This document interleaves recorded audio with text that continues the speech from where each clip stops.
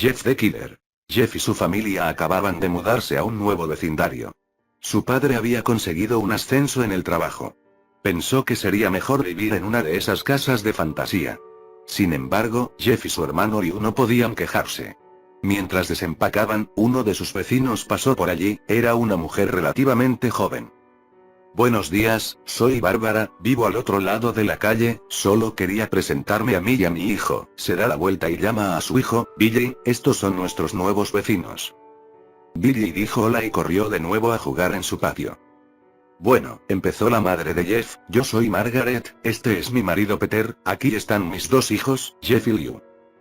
Cada uno de ellos se presentó, Bárbara los invitó al cumpleaños de su hijo.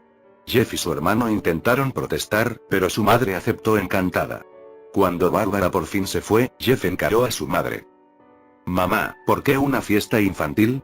Por si no lo ha notado, ya no soy más un niño.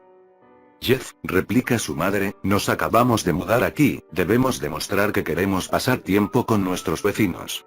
Iremos a esa fiesta. Jeff intentaba protestar, pero se detuvo, sabiendo que él no podía hacer nada. Siempre que su mamá decía algo, era definitivo. Jeff se encierra en su cuarto y se deja caer sobre su cama. Él se acuesta allí mirando su techo, poco a poco lo invade una extraña sensación. No es tanto un dolor, pero sí una sensación extraña. Lo ignora y lo confunde con un sentimiento al azar, de esos que te persiguen cuando experimentas una duda muy profunda. Al día siguiente, Jeff se prepara para la escuela. Mientras estaba sentado, tomando su desayuno, una vez más padece esa sensación, esta vez más fuerte. Y le afligió un dolor, como un leve tirón, pero nuevamente lo ignoró. Liu y él terminaron su desayuno y se dirigieron hasta la parada de autobús. Mientras aguardaban, un chico montado en una patineta salta sobre ellos, a solo unos centímetros por encima de sus rodillas. Ambos se sobrecogen por la sorpresa. ¡Ey! ¿Qué diablos? El chico se cayó y se volteó hacia ellos. Pateó la patineta y, al rebotar esta por uno de sus costados, la sostuvo con sus manos. El chico parece tener cerca de 12, un año menor que Jeff. Lleva una camisa de Aeropostal y pantalones vaqueros azules algo rasgados. Bien, bien, bien. Parece que tenemos un poco de carne nueva. De repente, aparecen otros dos chicos. Uno de ellos es súper delgado y el otro es enorme. Bueno, ya que son nuevos aquí, me gustaría presentarnos. El de ahí es Kate y el otro es Troy. Y yo soy Randy. Ahora, para todos los niños en este barrio hay un pequeño precio por el pasaje, si es que me entienden. Liu se puso de pie, listo para golpear al chico, pero sus dos amigos levantan sendas navajas hacia él, en actitud ofensiva. Esperaba que fueran más cooperativos. Parece que tendremos que hacerlo de la manera difícil. Kate le pegó un puñetazo en el estómago a Liu, y Troy lo estrechó contra el piso. Randy se acercó a Liu, rebuscando en sus bolsillos y extrajo, al fin, una billetera. Jeff, inmóvil, padecía esa sensación desagradable, fría, erizada de ardores insoportables. Ahora ha sido muy potente, demasiado potente. Se pone de pie, pero Liu le hace gestos para que vuelva a sentarse en la banca de espera. Jeff lo ignora y se acerca a los chicos. Escúchame bien, pequeño punk, devuélvele la billetera a mi hermano, de lo contrario y... Randy guarda la billetera en su bolsillo y saca su cuchillo. ¿Así? ¿Y qué vas a hacer? Se mofa, mientras desfila su cuchillo frente a la cara de Jeff. Pero este, en un movimiento rápido, toma la muñeca de Randy y se la rompe. Randy soltó un terrible grito. De inmediato, Jeff tomó el cuchillo caído. Troy y Kate se asustaron, indecisos ante los chillidos de dolor de su líder, y trataron de huir, pero Jeff es demasiado rápido. Lanza a Randy al suelo y arremete contra Kate, apuñalándolo en el brazo. Kate se arranca el cuchillo y lo deja caer al piso, cayendo al suelo en medio de gritos espantosos. Troy continúa corriendo, pero Jeff logra alcanzarlo. No necesita ni siquiera el cuchillo. Le aprieta la garganta y con la otra mano le da de lleno en el estómago una serie de puñetazos, que obligan a Troy a vomitar incluso la cena de la noche pasada. Liu está perplejo, mudo de asombro. «Jeff, ¿cómo?», susurra brevemente. Saben que serán culpados por todo el asunto, así que empiezan a correr tan rápido como les es posible.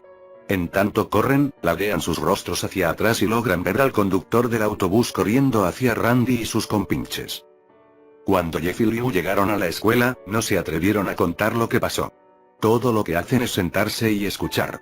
Liu se apaciguaba pensando en que su hermano solo había golpeado a unos cuantos chicos, pero Jeff disfrutaba del oscuro goce de sentirse poderoso, superior, la necesidad de lastimar por el mero placer de demostrarlo. Cuando llegó a casa, sus padres le preguntaron cómo había sido su día, a lo que Jeff respondió con una voz un tanto desanimada. Fue un día maravilloso. A la mañana siguiente, oyó que llamaban a su puerta. Caminó hacia abajo para encontrar a dos policías en la puerta y a su madre mirándolo con expresión de enojo. Jeff, estos oficiales me dicen que atacaste a 3 niños, que no fue una pelea normal, los heriste con un cuchillo. La mirada de Jeff se sepultó en el suelo. Mamá, fueron ellos los que nos atacaron a Liu y a mí.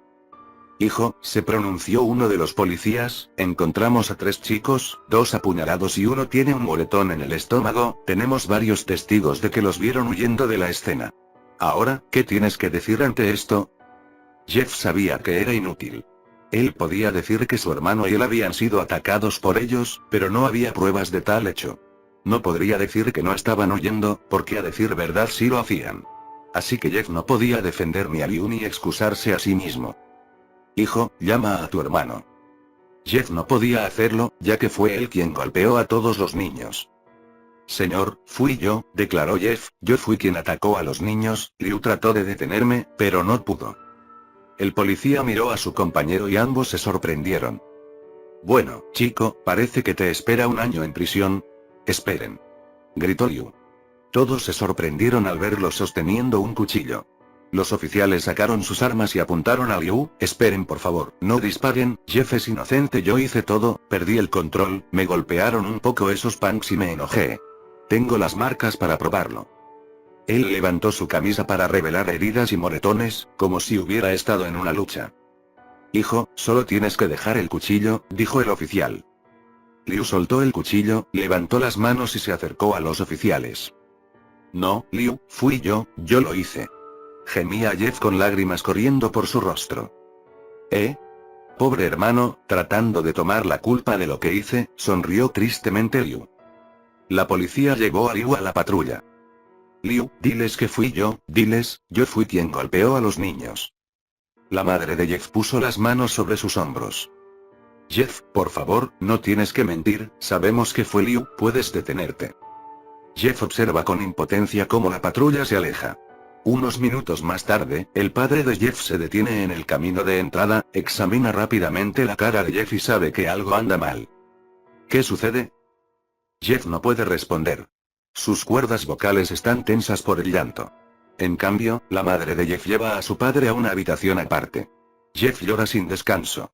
Tras una hora de pensamientos extraviados y deseos fallecidos, vuelve a entrar a la casa. Sus padres están tristes y decepcionados. Él solo quiere a dormir, en la esperanza de que el sueño le haga olvidar sus males. Pasaron varios días, sin noticias sobre Liu. No hay amigos para distraerse, nada más que tristeza y culpabilidad. Por lo menos, hasta el sábado, día en que Jeff se despertó y vio a su madre jovial y risueña. Jeff, hoy es el día, saluda mientras abre las cortinas y la luz alumbra el cuarto de Jeff. ¿Qué día es hoy? Pregunta Jeff semidormido. Hoy es el cumpleaños de Billy, le responde su madre. Jeff se despierta rápidamente.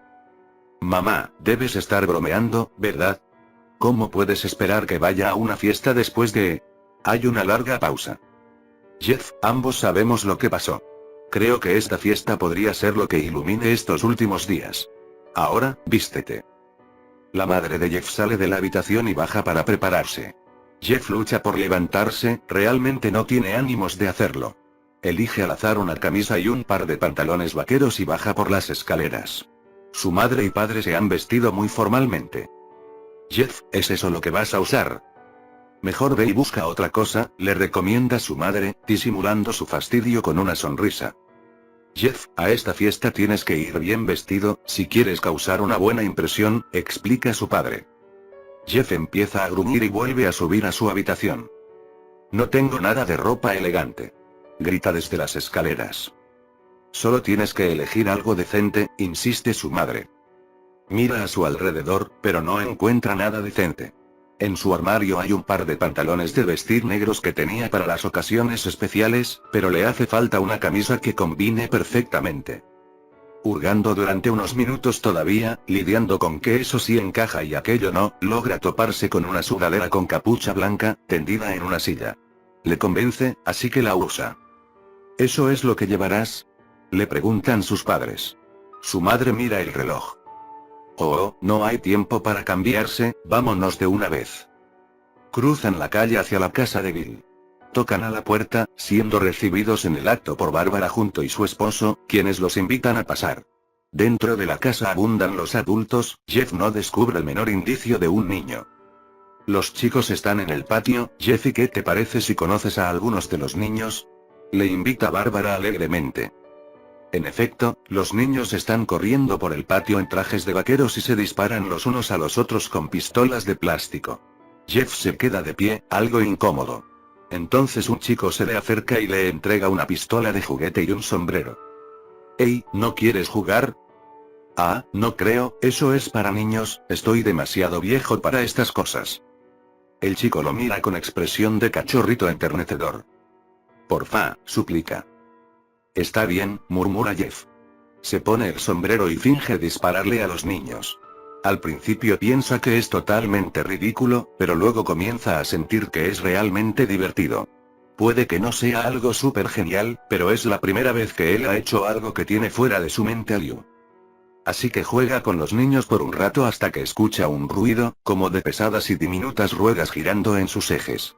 Luego, algo lo golpea en la nariz, parece una piedra. Cuando reacciona, se encuentra ante Randy, Troy y Kate, todos acaban de saltar a través de la valla, balanceándose en sus patinetas. Jeff deja caer el arma de juguete y se quita el sombrero. Randy le clava en los ojos una mirada llena de ardiente odio. «Hola, Jeff, tenemos algunos asuntos pendientes». «Creo que estamos a mano, después de todo, los vencí a todos ustedes y son una mierda».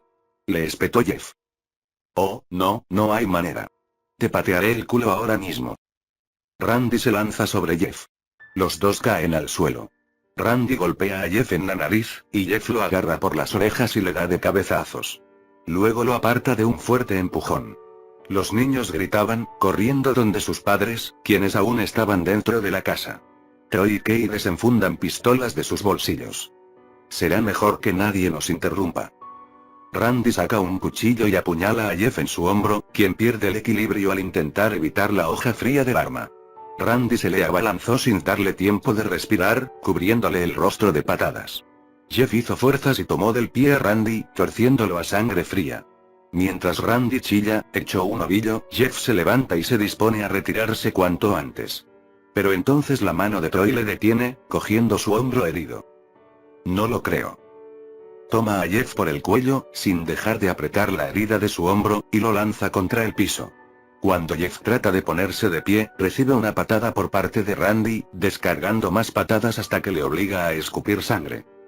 «Vamos, Jeffy, pelea conmigo». Coge a Jeff del brazo y lo avienta fuera del patio, a la cocina. Toma una botella de vodka, puesta sobre la mesa, y rompe el cristal en la cabeza de Jeff. «Pelea», vocifera Randy, fuera de sí, empujando a Jeff a la sala de estar a fuerza de patadas y puñetazos. «Vamos, Jeff, mírame». Jeff levanta la vista, con el rostro ensangrentado. «Conseguí que tu hermano fuera a prisión, y ahora solo vas a sentarte aquí y dejar que se pudra allí durante un año entero. Deberías avergonzarte». Jeff empieza a levantarse. «Oh, por fin. Parece que ya quieres pelear». Jeff permanece en silencio, con la sangre y el vodka goteando de su rostro. Esa extraña sensación carcome su corazón, arde en sus venas, ese impulso animal de supervivencia que se pervierte, que adquiere el fuego de la locura primitiva. «Por fin, vamos, arriba». En ese momento algo sucede dentro de Jeff. Todo pensamiento piadoso ha muerto, toda represión racional ha desaparecido, excepto el deseo de la muerte, la capacidad de engendrar dolor por el placer de saborear el sufrimiento ajeno. Incluso experimenta un vigor, una energía poderosa que alimenta sus músculos, que frunce su entrecejo y oprime su cerebro al máximo de adrenalina. No, no hay pensamientos, no hay siquiera una palabra en su mente, solo instintos, impulsos terribles e insondables como la naturaleza. Alza el puño y derriba a Randy, quien ha estado desprevenido, hablando de más. Instantáneamente, en cuestión de segundos, concentra la fuerza de su cuerpo en su puño y lo imprime directo en el corazón del pobre diablo. Randy jadea, cubierto de abundante sudor, agitándose con desesperación. Golpe tras golpe, Jeff le arrancó su último aliento. Todo el mundo está mirando a Jeff ahora. Los padres, los niños llorando, incluso Troy y Kate. A pesar de que esos dos tiemblan sin control ante su horrible mirada, sostienen sus armas, apuntándolo. Jeff, veloz, se precipita sobre las escaleras, mientras Troy y Kate abren fuego hasta agotar inútilmente sus balas. Jeff se encierra en el baño. Toma el pequeño estante donde reposan utensilios higiénicos, como la toalla y el cepillo de dientes, y lo arranca de la pared. Troy y Kate golpean la puerta del baño, forcejeando. Jeff, entonces, los recibe con el estante en la cabeza, el cual desploma a Troy, dejándolo inconsciente. Kate, que es más ágil, se inclina y toma impulso sobre sus pies, esquivando los puños de Jeff y reteniéndolo contra la pared, hundiendo las uñas en su garganta. Desde lo alto de un escaparate superior, el recipiente de lejía se tambaleó por el impacto y terminó por derramarse. Ambos se quemaron, chillando alocadamente por el escozor. Jeff se secó los ojos con el dorso de su manga y, a ciegas, le propinó a Kate unos cuantos golpes en el cráneo con el estante arrancado, que recogió del suelo. Mientras se desangraba lentamente, a Kate se le escapó una sonrisa siniestra. ¿Qué es tan gracioso?, preguntó Jeff, desconcertado. Kate sacó un encendedor. Lo que es gracioso, dijo, en tanto activaba el aparato y la llama ardía en la punta del encendedor, es que tú estás cubierto de lejía y alcohol. Kate tiró el encendedor sobre Jeff. Tan pronto como la llama entró en contacto con él, encendió el alcohol del vodka. El alcohol lo quemaba, la lejía le blanqueaba la piel. Jeff dejó escapar un grito terrible, sintiéndose desmayar del dolor. Corrió por el pasillo, desesperado, aullando, y cayó por las escaleras. Todo el mundo empezó a gritar, despavorido, procurando auxiliar al adolescente en llamas, casi muerto, tendido en el piso. Lo último que vio Jeff era a su madre y a los otros padres de familia tratando de apagar las llamas. Cuando despertó, tenía un yeso envuelto alrededor de su rostro. No podía ver nada, también sintió el peso de otro yeso en su hombro. Trató de levantarse, pero se desplomó. Se sentía tan débil y enfermizo, una enfermera se apresuró a ayudarlo. No creo que puedas salir de la cama todavía, le dijo. Jeff se sentó en su lecho, confundido. Finalmente, después de unas horas, oyó la voz de su madre. Cariño, ¿estás bien? Jeff no podía responder, su rostro estaba cubierto por el yeso. Era incapaz de hablar. Cariño, tengo una gran noticia. Después de que todos los testigos le dijeron a la policía lo que pasó en la fiesta, ellos decidieron liberar a Liu. Él estará aquí mañana. Volverán a estar juntos de nuevo. Jeff por poco pega un salto de alegría que le habría retirado el tubo que conectaba su brazo al suelo. Su madre lo abrazó y le dijo adiós. Las siguientes semanas lo visitaron sus familiares y, al cabo de unos meses, llegó el día en que sus vendas habrían de desplegarse. Su familia se reunió para presenciar cómo removían el último vendaje de su rostro. Esperemos lo mejor, dijo el médico. Rápidamente tiró de la última venda, dejando expuesto el rostro de Jeff. La madre de Jeff dio gritos. Jeff notó los rostros atemorizados de Liu y su padre. ¿Qué? ¿Qué pasó?, susurró Jeff. Salió corriendo de la cama y corrió hacia el baño. Se miró en el espejo y comprendió la angustia de su madre y el temor de su padre y su hermano. Su rostro. Su rostro es horrible, sus labios se han quemado, semejantes a una sombra profunda de color rojo. La piel que se extiende sobre su faz es blanca como la nieve, y su pelo chamuscado ofrece a la vista el negro marchito que reemplazó a su cabellera castaña. Deslizó una mano por su rostro. Se sentía como cuero. Volvió a mirar a su familia y luego al espejo. Jeff, suspiró Liu, no está tan mal. No es tan malo, murmuró Jeff, es perfecto. Su familia quedó completamente sorprendida. Jeff comenzó a reír incontrolablemente, sus padres notaron que sus manos temblaban. Jeff, ¿estás bien? ¿Estar bien? Nunca me he sentido más feliz. Ja, ja, ja, ja, ja, mírenme, este rostro combina a la perfección conmigo. No podía parar de reír. Él se acarició el rostro, mientras se miraba en el espejo. ¿Por qué se comportaba así? Ustedes recordarán que cuando Jeff peleó con Randy su mente fue devastada por la locura, una que dormía en su espíritu y que se alzó infernal y demoníaca cuando su juicio crítico no pudo contener más los instintos oscuros de Jeff. doctor?, inquirió la madre de Jeff. Está bien mi hijo, bueno, ya sabe, de la cabeza.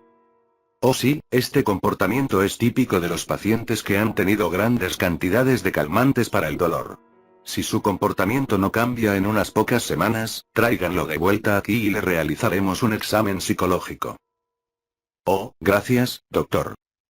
La madre de Jeff se acercó a este. Cariño, es hora de irse. Jeff mira hacia otro lado del espejo, su cara todavía se ensancha en una sonrisa loca. ¡Ay mamá! ¡Ja, ja, ja, ja, ja! Su madre lo tomó del hombro y lo condujo despacio a tomar su ropa. Esto es lo que traía, se limitó a decir la señora de la recepción. Los pantalones de vestir negro y la sudadera blanca se hallaban libres de rastros de sangres. La madre de Jeff lo vistió dentro de una habitación pequeña. El crepúsculo de la tarde enrojecía el cielo cuando la familia de Jeff volvió a casa, ignorantes de que ese sería su último día. Más tarde, a mitad de la noche, la madre de Jeff se despertó por causa de un sonido proveniente del cuarto de baño. Parecía el ruido de llanto y de suspiros entrecortados. Intrigada, se aproximó al baño y abrió la puerta. El espectáculo era horrendo. Jeff había tomado un cuchillo y se había tallado una sonrisa de oreja a oreja, surcando sus mejillas exageradamente. Jeff, ¿qué estás haciendo? Jeff miró a su madre. No podía seguir sonriendo, mamá. Me dolió un poco, ahora puedo sonreír para siempre. La madre de Jeff notó sus ojos, rodeados de negro, ni siquiera pestañeaba. Jeff, tus ojos. No podía ver mi rostro, me cansé y mis ojos comenzaron a cerrarse, me quemé los párpados. Ahora siempre podré ver mi nuevo rostro. La madre de Jeff retrocedió lentamente. ¿Qué pasa, mamá? ¿Acaso no soy hermoso? Sí, sí lo eres. Déjame ir a buscar a papá para que pueda ver tu bello rostro. Ella corrió a la habitación y sacudió al padre de Jeff. Mi amor, saca el arma que, se detuvo cuando vio a Jeff en la puerta, con un cuchillo. Mami me mintió. Eso es lo último que dijo Jeff, antes de lanzarse contra ellos con el cuchillo de carnicero en alto. Su hermano Liu despertó de improviso con un desagradable sabor en la boca y el corazón palpitándole a 1000 por hora. Creyó que era cuestión de un mal sueño, así que cerró los ojos. Cuando se encontraba a un paso de sumirse en el sueño, tuvo la extraña sensación de que alguien lo estaba observando. Miró hacia arriba, pero antes de poder decir algo, la mano de Jeff cubrió su boca. Poco a poco, su propio hermano levantó el cuchillo, con la muerte sombría en sus ojos. Liu se esforzó por incorporarse, luchó y pataleó, pero el oxígeno huía de su pecho, ahogándose. Entonces Jeff le susurró con una sonrisa gigantesca y retorcida. SHHH, ve a dormir. El rastrillo. Una nota. 1964. Mientras me preparo para quitarme la vida, siento la necesidad de aplacar cualquier sentimiento de culpa o de dolor que pueda provocar a causa de este horrible acto. No es culpa de nadie más que de él, porque fue el causante de que mi sueño fuera interrumpido y me incorporase sobresaltado ante la extraña sensación de estar siendo observado por una extraña entidad que se encontraba dentro de mi dormitorio, oculta en mitad de la penumbra que aquel momento gobernaba en aquella habitación. Pocos días después de aquella vivencia, volví a despertarme nuevamente en mitad de la noche acongojado y cubierto de mi propio sudor, aunque en aquella ocasión logré observar los contornos de la figura de aquella grotesca criatura. Aquello empezó a volverse algo cada vez más frecuente, permitiendo que cada noche pudiese observar con mayor detalle los rasgos de aquel ser. Escuché tenuemente su horrible y quebradiza voz, contemplé cuán pálido y esquelético era su cuerpo, y, en nuestro último encuentro, logré mirarlo a sus ojos. Desde aquello no puedo conciliar el sueño sin miedo a lo que pueda experimentar la próxima vez que despierte. Ahora nunca más volveré a despertar y podré descansar finalmente, evitando así que aquella criatura vuelva a atormentarme. Os quiero mucho a todos, no lo dudéis, pero ya no aguanto más este tormento. Adiós. En la misma caja de madera donde se encontraba aquella carta había 2 sobres vacíos dirigidos a William y Rose, presumiblemente su mujer e hijo, junto a una carta personal suelta sin sobre. Queridísima Linie, he rezado mucho por ti. Aquella bestia ha pronunciado tu nombre. Una entrada de diario, traducida del alemán. 1880. He experimentado el terror más grande de toda mi vida. He experimentado el terror más grande de toda mi vida. He experimentado el terror más grande de toda mi vida. Veo sus ojos cuando cierro los míos. Son enormes huecos, negros, me vieron y atravesaron mi alma, su mano húmeda, no volveré a dormir. Joder, su horripilante voz, texto ininteligible. Bitácora de un marino. 1691. Aquello vino a mí mientras dormía. Desde los pies de mi cama sentí una extraña e incómoda sensación. Dios mío, se lo había llevado todo. Debemos regresar a Inglaterra. No volveremos aquí de nuevo a petición suya. Testimonio de una supuesta víctima. 2006. Hace 3 años, acababa de regresar de un viaje a las cataratas del Niágara con mi familia para celebrar el 4 de julio. Todos nos encontrábamos agotados después de un largo día conduciendo, así que mi marido y yo acostamos a los niños y nos fuimos a dormir. A eso de las 4 de la mañana, me desperté pensando que mi marido se había levantado para ir al baño. Aproveché el momento para apropiarme de su lado de las sábanas, pero desafortunadamente él seguía ahí, envuelto completamente por aquellos harapos. Me disculpé con él y le dije que creía que se había levantado a hacer sus necesidades en mitad de la noche, porque no había notado su presencia. Sin embargo, cuando se volvió para mirarme, empezó a jadear efusivamente y apartó los pies del extremo de la cama tan deprisa que su rodilla casi me tira de la cama. Entonces me agarró y se quedó en completo silencio. Después de adaptarme a la oscuridad durante medio segundo, fui capaz de ver cuál era la causa de aquella extraña reacción. A los pies de la cama, sentado y de espaldas a nosotros, había lo que parecía ser un hombre desnudo, o una especie de perro grande y sin pelo. La posición de su cuerpo era inquietante y antinatural, como si lo hubiera atropellado un coche o algo así. Por alguna razón, no me asusté al instante, sino que me preocupé más por su estado. En ese momento, supuse que debíamos ayudarle. Mi marido trataba de mirar aterrorizado por encima del brazo y la rodilla de aquel ser, puesto que éste permanecía sentado en posición fetal, dirigiéndome de vez en cuando su mirada antes de regresar a observar a la criatura.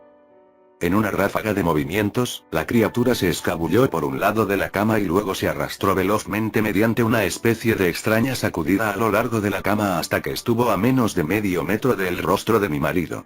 La criatura permaneció en completo silencio durante unos 30 segundos, o probablemente cerca de 5, pero me pareció una eternidad, observando a mi marido.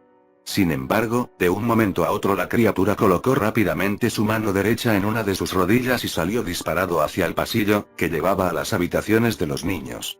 Grité a pleno pulmón ante tal intenciones que podía tener tal ser y corrí todo lo que me permitían mis adoloridas piernas hacia el interruptor de la luz, planeando detenerlo antes de que hiciera daño a mis hijos. Cuando llegué al pasillo, la luz nuestro dormitorio era lo suficiente potente para poder distinguirlo agazapado y encorvado a unos 6 metros de distancia. Aquella se dio la media vuelta y se quedó mirándome directamente, lo que me permitió percatarme de las numerosas salpicaduras de sangre que adornaban su blanquecino cuerpo. Accioné uno de los interruptores de aquel pasillo que se encontraban más cerca de nuestra habitación y me percaté de que estaba lastimando severamente a nuestra hija Clara con sus filosas garras. La criatura bajó corriendo las escaleras cuando se percató de cómo mi marido y yo nos acercábamos velozmente en auxilio de nuestra pequeña, armados con lo primero que fuimos capaces de agarrar de la habitación. Estaba muy malherida y en un último momento de lucidez, antes de que su corta vida se apagara, fue capaz de exhalar. Es el rastrillo. Aquella noche, mi marido estrelló su coche contra un lago mientras llevaba a nuestra hija al hospital. Ninguno sobrevivió. Al ser una ciudad pequeña, la noticia se difundió rápidamente. La policía ayudó al principio y el periódico local también se interesó mucho. Sin embargo, la historia nunca llegaron a publicarse y las noticias de la televisión local tampoco hicieron ningún seguimiento. Durante varios meses, mi hijo Justin y yo nos alojamos en un hotel cercano a la casa de mis padres. Cuando decidimos regresar a casa, empecé a buscar respuestas por mi cuenta. Finalmente localicé a un hombre en el pueblo de al lado que tenía una historia similar. Nos pusimos en contacto y empezamos a hablar de nuestras experiencias. Sabía de otras 2 personas en Nueva York que habían visto a la criatura a la que ahora empezamos a referirnos como el rastrillo o derraque, para aquellos nativos de habla inglesa. Nos llevó a los 4 unos 2 años enteros de búsqueda en internet y escribir cientos de cartas para llegar a una pequeña colección de lo que creemos que eran relatos del rastrillo. Ninguno de ellos daba grandes detalles, simplemente eran historias sin ningún tipo de evidencia o meros intentos de seguimiento de la criatura. Por ejemplo, uno de los diarios que examinamos contenía una aparente entrada sobre la criatura en sus 3 primeras páginas, pero jamás volvió a mencionarla después de aquellas. Asimismo, en el diario de a bordo de un marinero no explicaba nada de su respectivo encuentro con aquel ser, solo que el rastrillo les exigió que se marcharan. Esa fue la última anotación de aquel diario. Hubo, sin embargo, muchos casos en los que el avistamiento de la criatura formaba parte de una serie de visitas a la misma persona. Asimismo, múltiples personas también mencionaron que aquella les había hablado, como le había ocurrido a mi hija. Esto nos llevó a preguntarnos si el rastrillo había visitado a alguno de nosotros antes de nuestro último encuentro con ese ser. Coloqué una grabadora digital cerca de mi cama y la dejé funcionando toda la noche, todas las noches, durante 2 semanas. Cada día, al despertarme, repasaba tediosamente los sonidos que hacía revolcándome en la cama. Al final de la segunda semana, ya me había acostumbrado al sonido ocasional que hacía dormida mientras recorría la grabación a una velocidad 8 veces superior a la normal. A pesar de ello, tardaba casi 1 hora en escucharlas cada día. Sin embargo, el primer día de la tercera semana, me pareció oír algo diferente. Lo que encontré fue una voz chillona. Era el rastrillo. Por más empeño que ponía, no lograba escucharla con suficiente claridad como para empezar a transcribirla. Aún no he dejado que nadie más la escuche. Todo lo que sé es que lo he oído antes, y en esta ocasión creo que habló cuando se encontraba sentado delante de mi marido. No recuerdo haber oído nada en ese preciso momento, pero, por alguna extraña razón, la voz de la grabadora me devuelve inmediatamente a ese momento. Los pensamientos que debieron pasar por la cabeza de mi hija me alteran mucho. No he visto al rastrillo desde que me arruinó la vida, pero sé que ha estado en mi habitación mientras dormía. Sé y temo que una noche me despertaré y le veré mirándome fijamente. Contaminación. Irrumpió en la cocina, cubierta en sudor, pensamientos atestando su mente, pulso acelerado. Dios, ¿me habrá seguido hasta acá? Pensó. ¿Cómo me encontró, para empezar? Pasó un momento. Una cosa era segura. Él no estaba ahí ahora. Su estómago se revolvió, incluso alguien en su situación debía comer. La nevera dio un quejido mientras la abría, revisó los estantes. Un bote de té llamó su atención. Tenía un sabor diferente que el usual, examinó la etiqueta. Té negro, compró la marca equivocada, se agachó, cogió algunas sobras, encendió el televisor de la sala de estar en tanto las metía en el microondas. Las noticias de las 5 se escucharon de fondo, podrían decir algo sobre él. La trillada historia melancólica sobre la guerra. Un candidato a la presidencia visitaría su ciudad pronto, contó el tiempo para que su comida estuviese lista. 5, 4 y, finalmente, hay una alerta de contaminación de alimentos para todos los residentes de la comunidad. 3, 2. Un cargamento de té negro Lipton distribuido en tiendas locales ha dado positivo para el virus Ebola Solanum. Esta supercepa causa dolorosas llagas en los antebrazos, cuello e ingle, seguido de sangrado abundante por todos los orificios. El pronóstico una vez que ha sido infectado es extremadamente desfavorable. El té fue retirado de las tiendas, pero cualquier residente que lo haya adquirido debe notificar a su centro de salud más cercano para que el producto sea eliminado de inmediato. Abrió la nevera una vez más y tomó el envase del que acaba de beber. Lipton no era la marca que usualmente compraba. Él no está aquí ahora, pensó. El bote de té cayó al suelo. Pero lo estuvo. Gasolinera. Trabajo en una gasolinera en la zona rural de Pensilvania. Es un trabajo aburrido, pero sencillo y bien pagado. Hace unas pocas semanas, llegó un nuevo empleado. Se llama Jeremy. Jeremy es una persona extraña. Tiene entre 25 y 26 años y apenas habla, pero tiene la risa más siniestra que he escuchado en mi vida. Tanto mi jefe como yo notamos ese detalle, pero, como nunca fue un problema, tampoco hablamos mucho sobre el tema. Los clientes no se quejaban de él, y su trabajo siempre había sido impecable. Unas semanas después, sin embargo, las cosas empezaron a torcerse. Que un empleado robe puede ser un grave problema, y solo hay una persona por turno trabajando en la gasolinera, pues es un establecimiento pequeño. Hace 2 semanas, mi jefe se dio cuenta de que nos estábamos quedando sin gasolina. Al principio, eran solo pequeños barriles, luego tanques enteros. Pronto, cargamentos completos se habrían acabado antes de que terminase un solo día, y siempre era después del cambio de turno de Jeremy. Mi jefe revisaba las cintas de seguridad cada noche, pero nunca le pillaba. Jeremy siempre terminaba su turno, cerraba y, entonces, ya no había gasolina al día siguiente. Mi jefe suele llevarse las cintas a casa para tratar de pillar a Jeremy. Una noche, su hija tenía un partido de fútbol, así que me pidió que revisase la cinta por él. Me ofreció pagarme el doble, evidentemente sin que el resto de mis compañeros se enterasen. Hay 3 cámaras en el establecimiento, así que fueron 3 las cintas que me dio. Me imaginé que sería una noche larga y aburrida, pero estaba ahorrando para unas buenas vacaciones y ese dinero extra me vendría realmente bien. Me llevé las cintas a casa, puse la primera en mi viejo reproductor de vídeo y me senté en el sofá. La cinta era de hace 2 días. Jeremy empezó su turno a las 4 de la tarde. Todo parecía normal al principio. Entró en el mostrador, cambió el puesto con la compañera anterior a él y se quedó allí, esperando clientes. La primera persona que vino fue la señora Templeton, una clienta habitual, en el vídeo indicaba que eran las 16:03. Compró una cajetilla de tabaco y un periódico que pagó con un billete de 20. Nada fuera de lo normal. El siguiente era un chico de la zona llamado Ron. Conduce una motocicleta, y suele pasarse de forma habitual.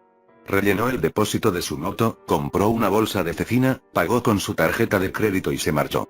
El siguiente fue un chico con un sombrero de vaquero. Nunca lo había visto pero, como es normal en una gasolinera, no era raro ver a extraños. Gastó $40 en gasolina diésel, pagados con un billete de 100, y siguió su camino. Me acomodé en el sofá y suspiré. Lo único más aburrido que trabajar era ver cómo otros lo hacían. Aún así, la oferta de mi jefe era más que suficiente para hacerme continuar viendo las cintas. Todo seguía siendo normal. Tenía la sensación de que si Jeremy era el que robaba la gasolina, ya sabía que sospechábamos de él. No creía que fuera a ser tan tonto como para dejarse cazar por una cámara. Todo se mantuvo aburrido y rutinario hasta las 5 en punto. A las 5:03, la señora Templeton regresó. Quizás se había dejado algo. Pero no fue así. Compró el mismo paquete de cigarrillos y, después, el mismo periódico. Pagó nuevamente con un billete de 20. Era raro, pensé, pero sabía que era algo despistada. Creí que Jeremy debería haberle dicho que ya había comprado aquello, pero no está contra las normas vender lo mismo 2 veces. Fue entonces cuando Ron volvió. Rellenó de nuevo el depósito de su moto, incluso me fijé en la cámara exterior, pensando que quizás era para rellenar el depósito de un coche, pero no. Era la motocicleta, y compró una vez más la bolsa de cecina. Pagó de nuevo con su tarjeta de crédito. No me preocupé mucho, pensando que solo era una extraña coincidencia. La señora Templeton es olvidadiza, y Ron probablemente tuviese más de una Harley. Fue entonces cuando el chico del sombrero de vaquero regresó. Sentí un escalofrío. No compres diésel, no compres diésel. Empecé a susurrar a mi vacía sala de estar. Pagó $40 en diésel con otro billete de 100. Cada movimiento que hacía era idéntico al que hizo en su primera visita, incluso cuando se rascó la nariz al momento de salir por la puerta. O ese chico era rico, o tenía muchos camiones, o estaba ocurriendo algo realmente extraño. Continué viendo la cinta. Cada cliente a la hora siguiente era el mismo. Cada uno de ellos. Estaba realmente conmocionado, y entonces, a las 6:03, la señora Templeton volvió. Compró el tabaco y el periódico de nuevo, y pagó, una vez más, con un billete de 20. Pensé que se me estaba yendo la cabeza. Vi solo una media hora de vídeo hasta que tomé el mando y comencé a avanzarlo rápidamente. Todo era lo mismo. Cada cliente volvía exactamente una hora después. Ya sé lo que estaréis pensando. Ese capullo astuto de Jeremy había modificado las cintas. Había hecho un bucle de su primera hora de trabajo una y otra vez. Pero no era así. Las ventanas alrededor del mostrador iban mostrando la luz según la hora del día. No había ningún bucle, y tampoco podría haber cogido la cinta para modificarla, solo hacía su trabajo, reponiendo y limpiando. Pero los mismos clientes seguían apareciendo una y otra vez. En aquel punto ya había entrado en pánico. Algo estaba yendo muy mal en aquellas cintas, y no tenía una explicación lógica para ello. Aceleré el vídeo hasta la parte en la que cerró la gasolinera y fue a su coche. No había robado nada, pero continué atento a cualquier cosa. Volví a acelerar el tiempo una vez más, hasta medianoche. Exactamente a las 10:03, de la nada, apareció la cara de Jeremy ante la cámara. No digo que viniese y mirase a la cámara, sino que justo cuando llegó el minuto 3, apareció su cara, sin más. No estaba mirando a la cámara, me estaba mirando a mí, estaba seguro de ello. Grité y busqué a tientas el mando. Justo en el momento en que lo tuve en la mano, Jeremy desapareció. En un momento estaba, y al siguiente ya no. Me temblaban las manos, pero cogí la segunda cinta y la metí. En ella estaba la grabación de la cámara que mostraba la parte de detrás del mostrador. Salté hasta las 12:03, pero no había nada. Pensé que igual habría pillado a Jeremy subido a una silla, pero no había nada. No le vi ni aparecer ni desaparecer. Es como si nunca hubiese estado allí. No conoce el código de seguridad, y no saltó ninguna alarma después de que cerrase. Lo que sí vi, sin embargo, a las 12:03, fue como un bote de gasolina desapareció de la estantería. Desapareció sin más, al igual que el rostro de Jeremy. Un segundo estaba, y al siguiente ya no. Quité la cinta y me fui a la cama, pero fui incapaz de conciliar el sueño. Mi cuerpo estaba agotado, pero mi mente a plena velocidad. Aquella cinta fue sin duda lo más terrorífico y extraño que vi en toda mi vida. Mi turno empieza en unas horas. Mi jefe me pidió que le diese las cintas y que le hiciese saber qué había visto, pero, en serio, ¿qué cojones iba a decirle? A Jeremy le toca el turno de noche hoy, justo después de mí, y mi plan es que cuando cambiemos de turno aparezca el jefe y le plante cara junto a mí, puesto que yo fui el que le pilló robando. No tengo ni idea de lo que voy a hacer. Supongo que debería mostrarle las cintas a mi jefe, pero no quiero verlas con él. No quiero ver nada como aquello de nuevo. No podía sacarme la imagen de Jeremy sonriéndome de mi mente. Era lo peor que había visto en una cara humana. De todos modos, voy a intentar al menos dormir un poco antes de enfrentarme a esto. Os dejaré saber lo que me vaya ocurriendo. Actualización, 14:49. Estoy actualizando la situación desde el teléfono, lo siento de antemano por los posibles fallos. Mi jefe acaba de ver la última de las cintas. Le dije lo que iba a pasar, pero ni con esas podría estar preparado para algo así. Se quedó acojonado, al igual que yo, y Jeremy debería estar en la gasolinera a las 4. Tenemos alrededor de una hora para planear lo que vamos a decir, pero ninguno de los dos sabe cómo abordar el asunto. ¿Era tan solo un tipejo que robaba gasolina y se dedicaba a asustar a la gente? ¿O era algo más? No sé si es una locura, ¿alguien cree que podría ser el causante de aquel extraño bucle? Mi jefe me aseguró que no vio nada parecido en las demás cintas, pero por la forma en la que Jeremy apareció en la grabación, me dio la impresión de que sabía que iba a verla yo. Era como si quisiese que viera lo que era capaz de hacer. La manera en la que sonrió a la cámara, como un niño que acaba de construir un castillo de arena y lo muestra a sus padres. No lo sé, probablemente suene estúpido. Voy a hablar un poco más con mi jefe. Debemos calmarnos y ver cómo hacemos esto. Volveré a actualizar por la noche, pero tengo un mal presentimiento sobre lo que va a pasar. Actualización, 16:33. No hay señales de Jeremy. Hemos intentado llamarle, pero su teléfono está apagado. Acabamos de llamar a la policía. Actualización, 17:33. No hay señales de Jeremy. Hemos intentado llamarle, pero su teléfono está apagado. Acabamos de llamar a la policía. Actualización, 18:33. No hay señales de Jeremy. Hemos intentado llamarle, pero su teléfono está apagado. Acabamos de llamar a la policía. Actualización, 19:33. No hay señales de Jeremy. Hemos intentado llamarle, pero su teléfono está apagado. Acabamos de llamar a la policía. Actualización, 20:33. No hay señales de Jeremy.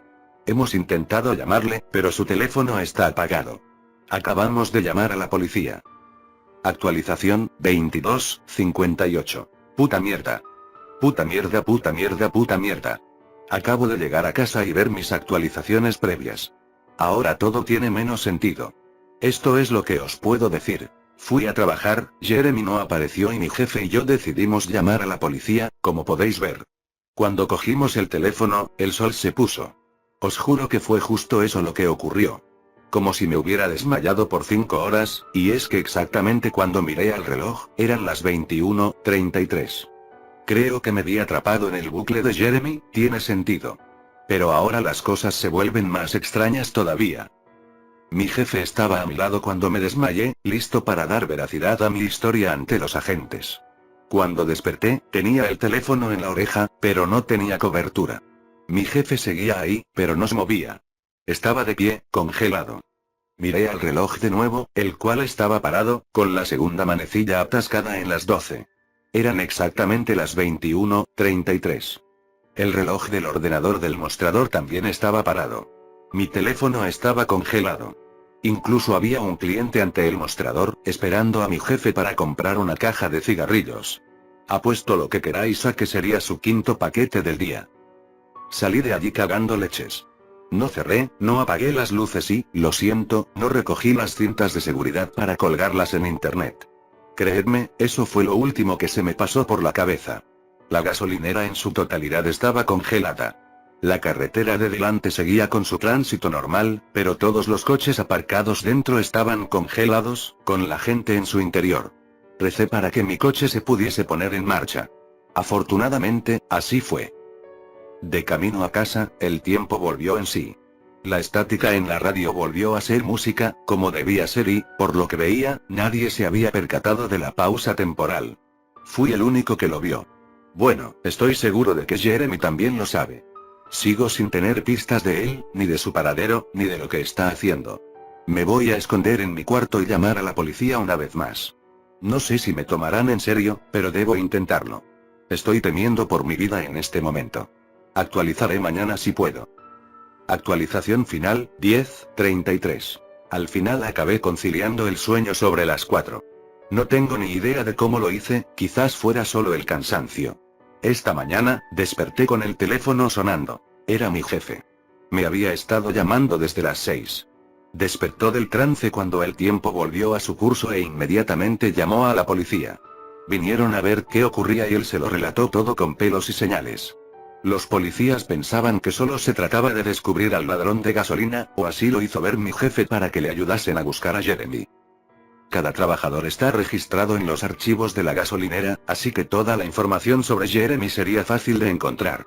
Registraron su dirección y enfilaron a su casa. No os vais a creer qué encontraron. La dirección de la casa de Jeremy era tan solo un solar vacío. O así está ahora, al menos. Antes era una casa, pero fue incendiada en 1993. Siendo un pueblo pequeño, casi todos recordaban aquel incendio. Una familia de 4 personas vivía en allí. Los rumores dicen que tenían un hijo lejano del que nunca hablaban, pero nadie sabía con certeza si era cierto. Lo que sí es cierto es que, tras una larga investigación, descubrieron que el fuego fue provocado. Toda la casa fue cubierta de gasolina y se incendió con un cóctel Molotov. La familia entera dormía cuando esto ocurrió. Ninguno sobrevivió. Nunca encontraron al responsable de esto. Más rumores apuntan a que cuando intentaron contactar con el hijo lejano, nadie pudo encontrarle. De todas maneras, mi jefe luego me llamó y me dijo algo que me dejó los vellos de punta. Quería que fuese a la gasolinera. ¿Estás loco?, le dije, pero me aseguró que los agentes estaban con él. Entonces dijo algo más. El FBI estaba en el pueblo, y querían hablar conmigo. Fui inmediatamente. Eran las 7:15 cuando me llamó, y yo quería ir a dormir. Aún así, sabiendo que igualmente dormiría poco, fui a la gasolinera. 4 hombres vestidos de traje me recibieron y me pidieron que tomase asiento.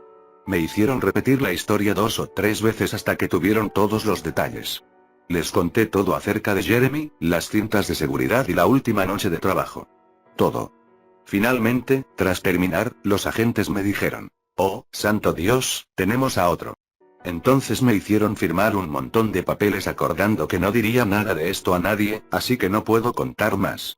Podría estar infringiendo la ley solo posteando esto. Ahora mismo estoy en casa. No estoy muy seguro de lo que hacer conmigo mismo. Las cosas que me dijeron los agentes cuando les relaté mi historia se me quedarán en mente por el resto de mi vida. En cualquier caso, me tengo que ir. Tengo algunos recados pendientes, entre ellos revisar algunas cintas de vídeo. Mi jefe y yo pensamos que el chico nuevo, Jeremy, que da bastante grima, está robando gasolina, y debo comprobar las cintas para pillarle con las manos en la masa. Tengo mejores cosas que hacer, pero mi jefe me ha prometido pagarme el doble sin que lo sepan los demás empleados, y estoy intentando ahorrar para unas vacaciones. Debería ser muy simple. Reviso las cintas, la gasolina es robada y yo pillo a Jeremy en el acto, y ya está. Amarillo, olvídalo. un joven aficionado al manga relacionado con el mundo de los videojuegos y, en concreto, con la saga Pokémon Monsters Especial, ya ha leído todas las sagas excepto la de Pokémon Amarillo, protagonizada por el personaje femenino Yellow. Caminó durante varias horas revisando las tiendas de manga cercanas a la zona donde vive, pero no pudo encontrar la saga que necesitaba, así que regresó a casa frustrado. Recordó que tenía acceso a internet, así que se levantó de la cama y dio unos pasos hasta el escritorio, se sentó y activó su ordenador para ir a la página web donde vendía copias físicas del manga. Pero pasaban las horas y no se encontraba nada, pensó que nunca conseguiría el manga hasta que se encontró con una página que nunca había visto. Curioso, le dio a la página sospechosa, era completamente oscura con unos colores amarillos oxidados. Entonces vio la foto del manga pero desgastada, al lado había un cartucho de Pokémon Amarillo y la descripción: esto es una copia original de uno de los tomos especiales de Pokémon Monsters de la saga amarilla e incluye una copia de Pokémon Amarillo, y el precio era sorprendentemente bajo, solo $10 por ambos. Era un precio justo, así que decidió ponerlo en el carrito de la compra. Pasó una semana y oyó que llamaban a la puerta, el cartero estaba esperando fuera con el paquete que esperaba. Por fin tenía uno de los ejemplares de la versión amarilla del especial Monstruos de bolsillo y volvió a entrar corriendo para abrir su paquete. Cuando llegó al salón, se sentó en el sofá, puso el paquete en la mesita y lo abrió. Dentro estaban el manga y el cartucho que le habían prometido. La portada estaba un poco descolorida pero aún podía ver claramente a Yellow con sus Pokémon Rati, Toddy, Omni, Gravy y Chuchu. Pero entonces vio algo raro: Yellow ya no tenía su sombrero de paja que debería estar en su cabeza. Era un poco raro pero no le dio tanta importancia. En el fondo de la caja estaba el cartucho de Pokémon Amarillo que venía con el manga, se agachó y revisó el cartucho. Vio "No me olvides" garabateado con un bolígrafo negro y al frente del cartucho, y el plástico de Yellow era barato y se podía ver a través de él. Introdujo el cartucho en la Game Boy de color para ver si había una partida guardada y sus sospechas fueron muy claras: había una, así que hizo clic en la partida guardada. La pantalla se quedó en negro, y cuando volvió, el sprite de rojo apareció en un bosque verde. Comenzó a caminar por los senderos del pasivo y apacible bosque verde hasta llegar al centro, donde el sprite de una chica se parecía mucho a Yellow del manga. Dio unos pequeños pasos hacia ella cuando se produjo el siguiente diálogo. No entiendo. Tengo la habilidad de curar Pokémon. Tengo la habilidad de leer la mente. Tengo la habilidad de mover cosas con mi mente. Todo lo cual está muy por encima de lo que los otros protagonistas pueden hacer. Y sin embargo, a pesar de todos mis logros y habilidades, Game Freak solo me implementó como personaje para el manga Pokémon Monsters Especial y no como personaje jugable. Debería haber sido el primer personaje femenino jugable que acompañara al rojo y también se suponía que iba a ser la rival del azul. Pero me descartaron como si fuera basura y luego le dieron el primer personaje femenino jugable de Pokémon a la chica de pelo azul. Y por eso te pregunto, ¿cómo pudieron olvidarme?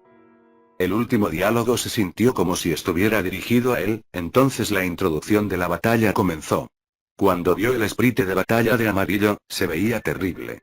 Su pelo era de un color amarillo apagado, sus ojos eran completamente oscuros y su ojo izquierdo tenía un efecto glitchy en él, y su ropa, que era un trabajador, era completamente de color apagado.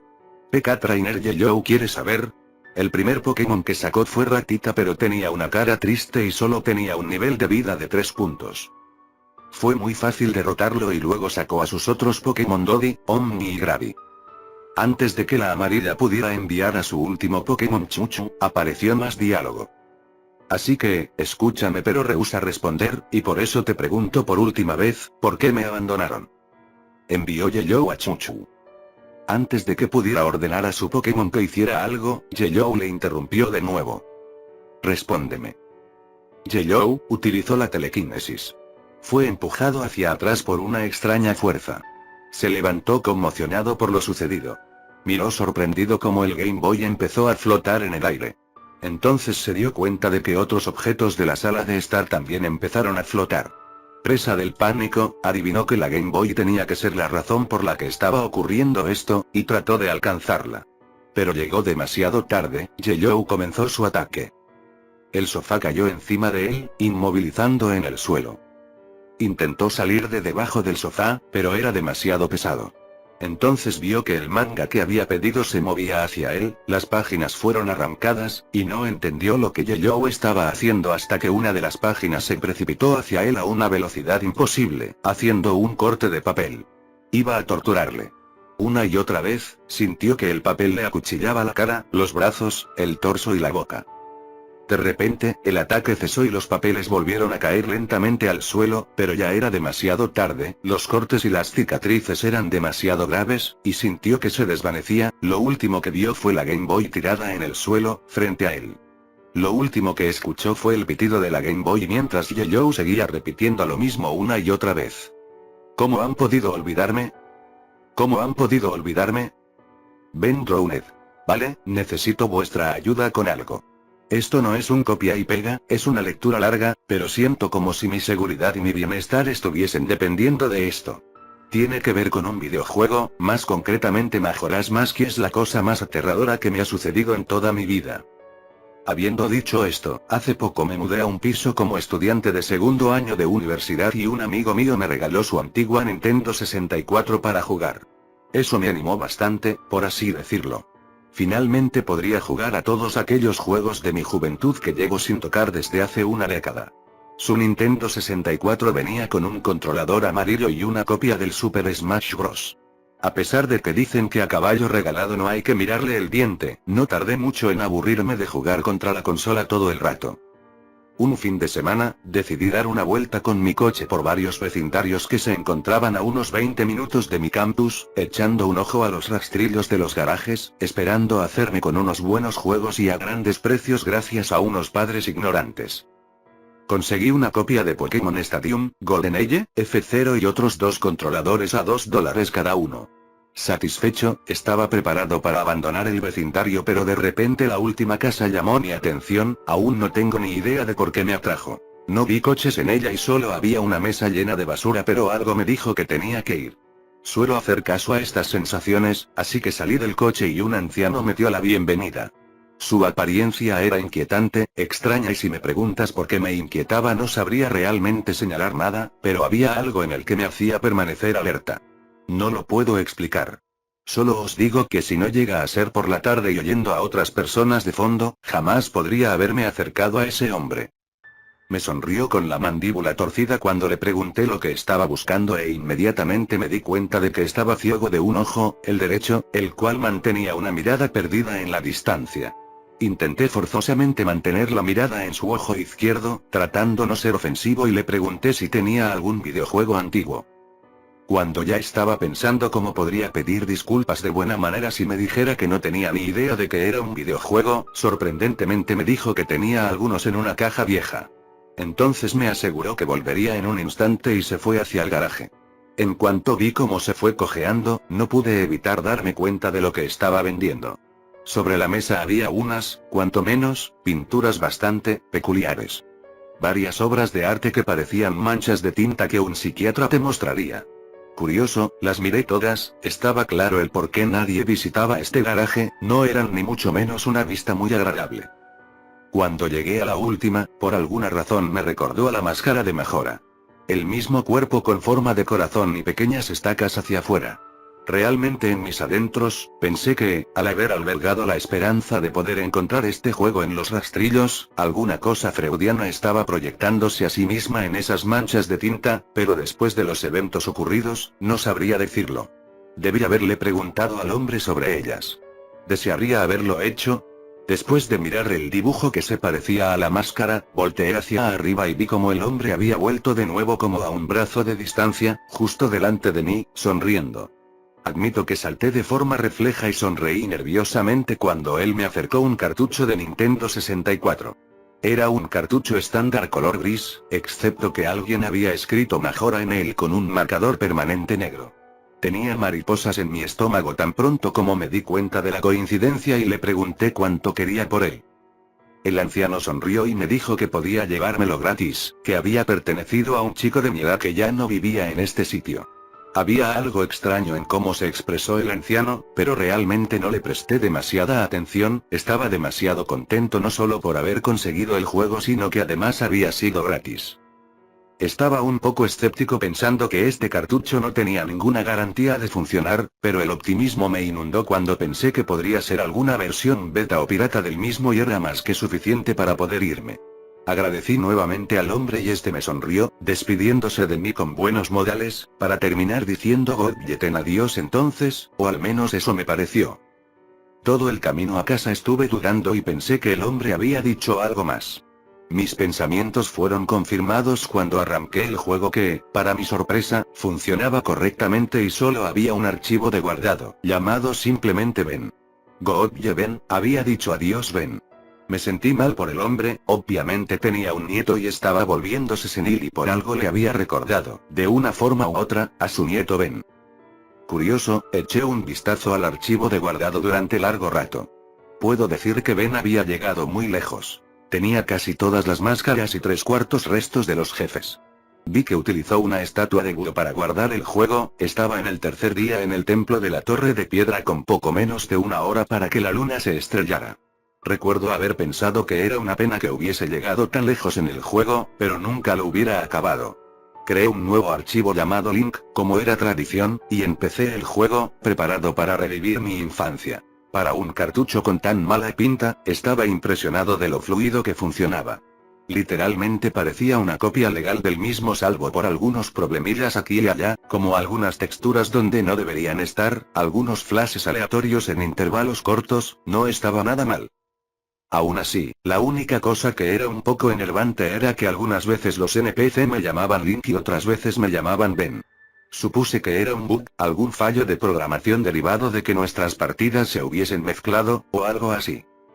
Aquel bug estuvo molestándome un buen rato hasta que, cuando me pasé el templo del pantano, fui a las partidas guardadas y borré el archivo Ben. Intentaba preservar este archivo por respeto al dueño original del juego. No es que necesitara 2 partidas, esperando que esto resolviera el problema. Lo hizo y a la vez no, ahora los NPC no me llamaban nada, donde debía estar mi nombre había un espacio en blanco, el archivo seguía llamándose Link aún así. Frustrado y con deberes por hacer, dejé el juego por un día. Volví a jugar al juego una noche después, consiguiendo la lente de la verdad y completando el templo del pico nevado. En ese momento algunos de vosotros, jugadores más hardcore de Majora's Mask, conoceréis el glitch del 4.º día. Para aquellos que no pueden mirar en Google, hay que esperar a que el reloj esté cerca de llegar a 00 en el tercer día y hablar con el astrónomo para mirar el telescopio. Si lo hacías en el momento correcto, la cuenta atrás desaparecería y podrías contar con otro día para terminar aquello que estuvieras haciendo. Decidido a hacer este glitch para terminar el templo de la cabeza de hielo, parece que me salió bien en el primer intento, pues el cronómetro de arriba desapareció. Sin embargo, cuando pulsé B para dejar el telescopio, en vez de recibir las gracias del astrónomo, me encontré en la zona donde debía luchar contra Majora, al final del juego, mirando fijamente al Skull Kid que flotaba en el aire. No había ningún sonido, solamente estaba él flotando en el aire por encima de mí y la música de fondo normal de la zona seguía siendo inquietante. Inmediatamente mis manos empezaron a sudar, definitivamente esto no era normal, Skull Kid nunca aparece ahí. Intenté recorrer la zona y no importaba a dónde fuera, Skull Kid seguía moviendo su cabeza, mirándome fijamente sin decir nada. Nada pasaba y estuve así más o menos un minuto. Pensé que el juego estaba estropeado o algo así, pero estaba empezando a dudarlo. Estaba a punto de presionar el botón de reset cuando un texto apareció en mi pantalla. No sabes muy bien por qué, pero aparentemente tenías una reserva. Instantáneamente reconocí ese texto, aparece cuando consigues la llave de la habitación, por parte de Anju en la posada Puchero, pero, ¿por qué había aparecido aquí? Descarté la idea de que era casi como si el juego intentase comunicarse conmigo y empecé a recorrer la habitación de nuevo, comprobando que durante algunos momentos el juego tenía alguna especie de momento en el que me daba la opción de interactuar con alguien, entonces me di cuenta de lo estúpido que parecía pensar que alguien reprogramaría un juego así. Seguro de mí mismo, 15 segundos después otro mensaje apareció en la pantalla y era como el anterior, apareció una frase ya existente: ir a la guarida del jefe del templo. Sí / no. Pausé el juego por un momento, pensando en qué debería elegir y cómo reaccionaría el juego, cuando me di cuenta de que no podía seleccionar un no. Respiré fuerte, presioné sí, la pantalla se volvió blanca y apareció otro texto que decía el amanecer de un nuevo día y el subtexto en él. El lugar a donde fui transportado me llenó del más intenso terror casi paralizante que nunca había experimentado. La única manera en la que puedo describir cómo me sentía en ese momento era tener un sentimiento de tristeza en una escala muy profunda. Lo que sentí fue algo inexplicable, era como si una presencia retorcida y poderosa estuviera encima de mí. Aparecí en una extraña versión crepuscular de Ciudad Reloj, caminé hacia afuera, como normalmente harías cuando empiezas en el primer día, y me di cuenta de que todos los habitantes habían desaparecido. Generalmente, incluso con el glitch del cuarto día sigues viendo a los guardias y al perro que corre fuera de la torre, pero esta vez todos habían desaparecido. Habían sido reemplazados y yo tenía el presentimiento de que algo estaba fuera de lugar allí, en el mismo lugar que yo y me vigilaba. Tenía 4 corazones y el arco del héroe, pero en este punto ya no me importaba mi avatar, de alguna manera sentía que yo mismo estaba en peligro. Puede que lo más extraño fuera la música, era la canción de curación, retocada del mismo juego, pero tocada al revés. Aquella música no paraba de hacerse más fuerte, haciéndote esperar que algo apareciera de repente delante tuyo, pero no pasaba nada y el bucle constante empezó a dejar huella en mi estado mental. En todas partes escuchaba de manera tenue la risa del vendedor de máscaras en el fondo, pero era lo suficientemente débil como para que no estuviera seguro de si estaba oyendo cosas y mi determinación me obligó a buscarlo. Busqué y busqué por las 4 zonas de la torre del reloj, pero no encontré nada, ni a nadie. Algunas texturas se habían perdido y la torre oeste del reloj me hacía caminar en el aire. Toda la zona parecía rota y sin esperanza de poder ser salvada. Cuando la canción de curación se repitió en la que debió ser su por 50ª vez, aún me recuerdo permaneciendo en mitad de la torre sur del reloj, dándome cuenta de que nunca me había sentido tan solo en un videojuego. Mientras caminaba por la ciudad fantasma, no sé si fue por culpa de la mezcla de las texturas y atmósfera del lugar, junto a la música que me atormentaba, antes tranquila y pacífica, tuve la sensación de que había sido distorsionada y destrozada. Me sentía al borde de las lágrimas y no tenía idea del por qué. Difícilmente he llorado alguna vez, pero algo me había agarrado y se unía a aquel fuerte sentimiento de depresión que se me hacía tan extraño. Intenté huir de la torre del reloj, pero cada vez que lo hacía, la pantalla se volvía negra y me llevaba a otra parte de la torre. Intenté tocar la ocarina. Quería escapar, no quería estar ahí, pero siempre que tocaba la canción del tiempo o vuelo solo me decía: tus notas resuenan a lo lejos, pero no ha pasado nada. Para entonces, era obvio que el juego no quería que me fuera, pero no entendía por qué quería mantenerme allí. No deseaba ir a los edificios, sentía que ahí sería muy vulnerable contra aquello que me estaba aterrorizando. No sé por qué, pero me vino la idea de que era posible que si me ahogaba a mí mismo en el agua de la lavandería aparecería en otro lugar y podría salir de allí. Tan pronto como pasé la zona y fui al agua, ocurrió todo. Link se agarró la cabeza y la pantalla me lanzó un flash del vendedor de máscaras sonriéndome, no a Link, y el grito del Skull Kid de fondo. Tan pronto como la pantalla volvió, estaba justo delante de una estatua de Link, de esas que aparecen tocando la elegía del vacío, Elegio of Emptiness. Grité tan pronto como esa cosa apareció detrás de mí, con esa horrible expresión en la cara. Me di la vuelta y corrí hacia la torre sur del reloj, pero para mi horror la maldita estatua estaba persiguiéndome de una manera solo comparable con los ángeles del llanto del Dr. Wu. Siempre en intervalos aleatorios, aparecía una animación que invocaba la estatua detrás de mí. Es como si estuviera persiguiéndome o, no quería decirlo, atormentándome.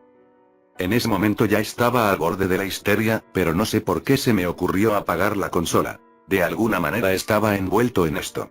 El terror era tan real, intenté mover la estatua pero literalmente aparecía justo detrás de mí en cada momento. Link empezó a hacer animaciones extrañas que nunca le había visto hacer, empezó a agitar sus brazos y tener espasmos aleatoriamente y la escena no paraba de cortarse para mostrarme de nuevo al vendedor de máscaras sonriendo, para justo después volverme a poner cara a cara con la maldita estatua.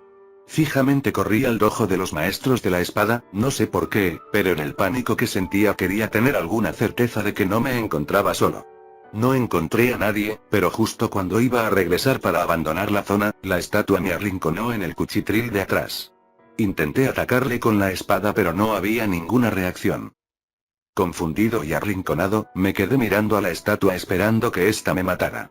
De repente la pantalla volvió a lanzarme un flash con el vendedor de máscaras y Link. Ambos mirando fijamente a mi pantalla y permaneciendo de manera vertical, como un reflejo de la estatua mirándome junto a su copia. Literalmente, estaban mirándome a mí. Todo lo que había dejado atrás del cuarto muro estaba totalmente destrozado cuando salí del dojo asustado. Y nuevamente el juego me transportó a un túnel subterráneo y la canción de curación revertida paró como si me dieran un tiempo de descanso antes de que la estatua apareciera otra vez detrás de mí, esta vez, mucho más agresiva. Solo podía dar un par de pasos antes de que volviera a aparecer detrás de mí. Rápidamente salí del túnel y aparecí en la torre más al sur del reloj. Corriendo sin fijarme a dónde, en un estado de puro pánico, sonó un grito en el fondo y la pantalla se volvió oscura, y el texto amanecer de un nuevo día. La pantalla volvió a cambiar a negro y tras esto, yo me encontraba en la parte más alta de la torre del reloj con el Skull Kid sobrevolándome nuevamente en silencio. Miré hacia arriba, la luna había vuelto y estaba justo unos metros encima de mi cabeza, pero el Skull Kid no paraba de mirarme, atormentándome con su maldita máscara. Una nueva canción empezó a sonar. La canción del templo de piedra tocada en reverso. En un desesperado intento de hacer algo al respecto, equipé mi arco, disparé al Skull Kid y conseguí darle. Pude comprobar que, hacía una animación en la que su cuerpo volvía hacia atrás. Le disparé otra vez y en la tercera flecha, un texto apareció diciendo esto no te va a hacer ningún bien, GE. Me levantaron del suelo, levitando de espaldas y Link empezó a gritar mientras empezó a arder en llamas que instantáneamente acabaron con su vida. Di un salto cuando esto pasó. Nunca había visto este movimiento ser utilizado por nadie en el juego y el mismo Skull Kid no tiene ningún movimiento. Cuando la escena de muerte apareció mi cuerpo muerto seguía en llamas y el Skull Kid se rió mientras la pantalla se descoloría a negro otra vez, solo para reaparecer en el mismo sitio. Decidí cargar contra él, pero volvió a pasar. El cuerpo de Link fue elevado por alguna fuerza misteriosa e inmediatamente fue rodeado por las llamas. Esta vez durante la escena de muerte, volvió a sonar la canción de curación revertida. En mi tercer y último intento me di cuenta de que ya no había música y que solo un silencio fantasmal me acompañaba. Recordé que en el encuentro original con el Skull Kid debías tocar la ocarina para volver en el tiempo o invocar a los gigantes. Intenté tocar esta canción pero antes de que tocara la última nota, el cuerpo de Link fue engullido en llamas y murió. Cuando la escena de muerte estaba cerca de acabar, el juego empezó a fallar, como si el cartucho estuviera intentando procesar demasiado algo y la escena volvió. Fue la misma escena de las 3 veces anteriores, excepto que Link yacía muerto de una manera que nunca había visto en el juego. Con su cabeza inclinada hacia la cámara, y el Skull Kid flotando sobre él. No podía moverme, no podía presionar ningún botón, lo único que podía hacer era fijarme en el cuerpo muerto de Link. Después de unos 30 segundos así, el juego simplemente se descoloró con el mensaje te has encontrado con un destino terrible, ¿no es así? Antes de enviarme de nuevo a la escena de título. De nuevo en la pantalla de título, mientras reiniciaba el juego, me di cuenta de que mi archivo ya no estaba. Link había sido reemplazado por Your Turn to Turno. Tenía 3 corazones, 0 máscaras y ningún objeto. Seleccioné Your Turn y tan pronto como lo hice me enviaron de vuelta a la escena en la punta de la torre del reloj con Link muerto y el Skull Kid sobrevolándole, con su risa sonando una y otra vez. Rápidamente pulsé el botón de reset y cuando el juego se reinició, había un nuevo archivo debajo de Your Turn llamado Ben. La partida de Ben había vuelto tal y como estaba antes de que la borrara, en el templo de piedra, poco antes de que la luna se estrellara. Para entonces había apagado el juego. No soy supersticioso pero esto me ha jodido incluso a mí. No he jugado en todo el día y ni siquiera he dormido esta noche. No paraba de oír la canción de curación revertida y no podía dejar de recordar ese sentimiento de terror de cuando recorría la torre del reloj. Me subí al coche y volví a la casa del anciano dispuesto a hacerle unas preguntas con un compañero mío, de ninguna manera iba a ir allí solo para encontrarme con un cartel de se vende delante y cuando toqué la puerta, nadie me contestó. Ahora estoy de vuelta, escribiendo el resto de mis pensamientos y grabando lo que pasó, lo siento si tengo algunos errores gramaticales. No he dormido nada. Estoy aterrorizado con este juego, más ahora que he escrito por segunda vez esto entero, pero siento que hay algo más de lo que el ojo ve y algo me está llamando para investigarlo más a fondo. Creo que Ben tiene algo que ver en la ecuación, pero no sé cómo y si pudiera reencontrarme con el anciano entonces podría conseguir algunas respuestas. Necesito otro día para recuperarme antes de enfrentarme a este juego de nuevo, ya se ha llevado por delante parte de mi cordura, pero la próxima vez que haga algo grabaré mi trabajo todo el rato. Post 2, septiembre 8, 2010. Voy a publicar lo que pasó y también vincularé el vídeo, pero anoche todo se hizo demasiado real para mí. Creo que he terminado de jugar con esto. Me desmayé casi inmediatamente después de hacer ese hilo. Pero ayer por la noche, esa estatua de elegía del vacío, tuve un sueño sobre eso. Soñé que me estaba siguiendo en mi sueño, que estaba cuidando de mi propio negocio cuando sentí que mis pelos en el cuello se erizaban. Me fui a dar la vuelta y estaba esa cosa, esa horrible estatua sin vida estaba mirándome con esos ojos vacíos, a solo unos centímetros de distancia. En mi sueño recuerdo haberlo llamado Ben y nunca antes había tenido un sueño que pudiera recordar tan vívidamente. Pero lo importante es que me dormí un poco, supongo. Hoy, dejando de jugar todo el tiempo que pude, volví a ese barrio para ver si el anciano regresaba. Como esperaba, el coche seguía desaparecido y nadie estaba en casa. Mientras caminaba de regreso a mi coche, el hombre de al lado estaba cortando el césped, pero me percaté de que se le agotó la gasolina a su corta césped, me vio y me preguntó si estaba buscando a alguien. Sin darle mucha importancia le respondí que estaba buscando al anciano que vivía ahí, pero me dijo algo que ya sabía, se estaba mudando. Le pregunté si el anciano tenía familia o parientes con los que pudiera hablar y descubrí que este anciano nunca había estado casado, ni tenía hijos ni nietos a través de la adopción. Comenzando a preocuparme, hice una última pregunta, una que debería haber preguntado desde el principio. ¿Quién era Ben? La expresión del hombre se volvió sombría y me contó que 4 puertas hacia abajo, alrededor de unos 8 años, el 23 de abril, el hombre me dijo que era el mismo día de su aniversario y así es como sabía la fecha específica. Hubo un accidente con un joven llamado Ben en el barrio. Poco después, sus padres se trasladaron y a pesar de mis intentos de hablar con el hombre para que me diera más información, no revelaría nada más. Volví y comencé a jugar de nuevo, cargué el juego e inmediatamente salté a la pantalla del título donde la máscara vuela, el sonido que tocaba no era el whoosh de siempre, no. Aquello que escuchaba era algo mucho más alto. Presioné el botón de comienzo, preparado para lo peor, pero igual que ayer, los archivos Tu Turno y Ben se mostraron. Miré el archivo Ben y vacilé por un momento notando que las estadísticas no eran las mismas que las originales ayer, parecía que ya había completado el templo de la Torre de Piedra esta vez y reuniendo coraje, lo elegí. Inmediatamente fui empujado al completo caos. Efectivamente, yo estaba afuera del templo de la Torre de Piedra, pero eso era todo lo que esperaba. La zona en sí no se llamaba Templo de la Torre de Piedra, sino más bien P1EDRA y de inmediato un cuadro de diálogo completo que no podía saltar me saludó. El cuerpo de Link estaba distorsionado, su espalda estaba amartillada violentamente hacia el lado donde su postura estaba permanentemente desfigurada. La expresión de Link era aburrida, casi monótona, tenía una expresión en su rostro que yo no reconocía antes, era una mirada en blanco, como si estuviera muerto. Cuando Link se quedó allí, su cuerpo se revolvió irregularmente de un lado a otro y al examinar en lo que se había convertido en mi avatar noté que tenía un botón C que nunca había visto antes, algún tipo de nota, pero presionarlo no hizo nada. Sonidos reproducidos de un lado a otro que no reconocí del juego, casi demoníaco en la naturaleza, y había algún tipo de jeep agudo o algún tipo de risa o algo jugando en el fondo.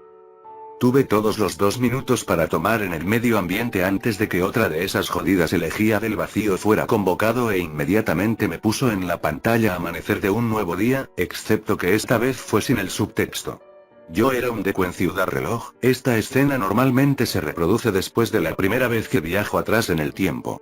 Taya diría que es lo que acaba de pasar.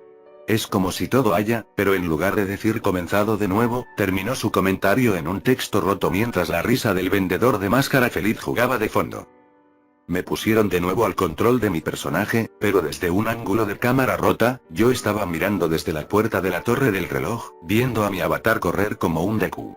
Al ver cómo realmente no tenía lugar donde ir porque no podía ver nada, entré a regañadientes a la puerta y ahí me recibió el vendedor de máscaras feliz quien simplemente me dijo te has encontrado con un destino terrible, ¿no? Antes de que la pantalla se tornara negro. Ahora estaba en el campo de Termina como un iliano de nuevo. Podría muy bien no haber estado jugando el mismo juego, mas estaba siendo deformado y no había ningún signo de un reloj de día o algo. Me tomé un momento para darme la vuelta mientras miraba alrededor del campo e inmediatamente pude deducir que esto no era normal. No había enemigos y una versión retorcida del tema del vendedor de máscaras feliz estaba de fondo. Decidí correr hacia Woodfall antes de notar una reunión de 3 figuras a mi lado y una de ellas era Epona. Cuando me acerqué a ellos, para mi horror vi al vendedor de máscaras feliz, el Skull Kid y la elegía del vacío. Me imaginé que tal vez estuvieran locos, pero pensé que mejor debía averiguarlo.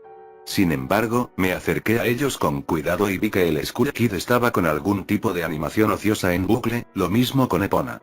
La estatua de la elegía del vacío estaba haciendo lo que ha estado haciendo todo el tiempo, fue el vendedor de máscaras feliz quien me asustó más profundamente que los otros dos. Él también estaba ocioso, usando esa sonrisa siniestra, pero dondequiera que fuera, su cabeza lentamente se volvía y me seguía. Yo no había entablado ningún diálogo con él y tampoco estaba en combate con él, pero su cabeza seguía siguiendo mis movimientos. Recordé mi primer encuentro con el Skull Kid en la parte superior de la torre del reloj, me sacó mi ocarina y probé una canción que no había jugado todavía, la canción del vendedor de máscaras feliz y la canción que había estado tocando en bucle en el día 4, la canción de curación. Terminé de tocar la canción y cuando lo hice, un chillido penetrante retumbó en mi televisor, el cielo empezó a parpadear, la canción del vendedor de máscaras feliz se aceleró, intensificando el miedo dentro de mí. Link explotó en llamas y murió. Las 3 figuras permanecieron iluminadas durante mi pantalla de muerte mientras observaban mi cuerpo sin vida quemarse, no puedo describir lo repentina y aterradora que es la transición de misterioso a terror, tendrás que ver el vídeo si quieres saberlo mejor. Ese mismo miedo que me hizo perder el sueño hace 2 días comenzó a apretarme de nuevo cuando me encontré con el texto "Te has encontrado con un destino horrible, ¿no?". Por tercera vez. Tiene que haber algún tipo de significado detrás de eso. Tuve poco tiempo para reflexionar cuando me dieron inmediatamente otra pequeña escena de transformación en un Zora y ahora me encontré en la bahía del Gran Templo. Angustiado, pero curioso de ver lo que el juego tenía para mí, me dirigí lentamente hacia la playa, donde encontré a Epona. Me preguntaba por qué el juego había decidido ponerla aquí, ¿era el juego implicando que ella estaba tratando de conseguir algo de beber? Incapaz de quitarme la máscara, decidí que montar el corcel no era la razón por la que la colocaron ahí. De repente, me di cuenta de que Epona seguía relinchando y la forma en que estaba en ese ángulo hacía parecer que intentaba señalarme un punto a lo lejos. Fue un presentimiento, pero me metí en la gran bahía y comencé a nadar. Efectivamente, casi lo perdí, encontré algo en el fondo del océano. Una última elegía del vacío. Bajé a examinarlo y de repente mi Zora comenzó a hacer una animación de asfixia que nunca había visto en un Zora antes y ni siquiera tenía sentido porque Zora puede respirar bajo el agua. Sin embargo, mi personaje se ahogó hasta morir y murió haciendo que nuevamente la estatua fuera lo único que se destacó en mi muerte. Yo no pude volver a spawnear esta vez, me sacaron de nuevo al menú principal como si hubiera reiniciado la consola y la pantalla de presión a Start estaba delante de mí, sabía que la única razón por la que me pondría aquí es porque los archivos guardados habían cambiado de nuevo. Respiré profundamente, presioné el botón y supe que tenía razón. Los nuevos archivos guardados me hablaron de Ben. Ahora tenía sentido por qué la estatua apareció cuando traté de ir a la piscina del lavadero, al parecer el juego había anticipado cómo habría intentado escapar de Ciudad Reloj del día 4. Los 2 archivos guardados me dijeron su destino. Como sospeché desde un principio, Ben estaba muerto. Se había ahogado. El juego, obviamente, no ha terminado conmigo. Se burla de mí con los nuevos archivos guardados, quiere que siga jugando, quiere que vaya más lejos, pero yo ya he terminado con esta mierda. No volveré a tocar esos archivos, esto ya es demasiado horrible para mí y yo ni siquiera creo en lo paranormal, pero me estoy quedando sin explicaciones. ¿Por qué alguien siempre me envía este mensaje? No lo entiendo, solo me siento bastante triste al pensar en esto, el vídeo está aquí para aquellos que quieran verlo y tratar de analizarlo. Quién sabe, tal vez hay algún tipo de mensaje codificado o algo simbólico. Yo ya me encuentro demasiado drenado emocional y mentalmente como para seguir con él. Post 3, septiembre 10, 2010. Sé que es muy temprano por la mañana pero me he quedado despierto toda la noche, no puedo dormir, no me importa si la gente ve esto. Ese no es el punto. Solo quiero que la palabra se extienda, así que no sufriré por nada, ya he perdido la voluntad de escribir sobre esto. Creo que el vídeo habla por sí solo. Hice lo que me dijiste que hiciera, toqué la canción de Elegía del Vacío en el primer intento que el juego me dio, pero creo que eso es lo que el juego ven, no puedo creer que esté incluso humorizando la idea absurda de que existe en el juego, quería que yo lo hiciera. Ahora me está siguiendo, no solo en el juego, está en mis sueños. Lo veo todo el tiempo, detrás de mi espalda, observándome. No he ido a ninguna de mis clases, me he quedado en mi dormitorio con las ventanas cerradas y las persianas cerradas, solo de esa manera sé que él no puede mirarme. Pero él todavía me ve cuando juego, sé que cuando juego él puede verme.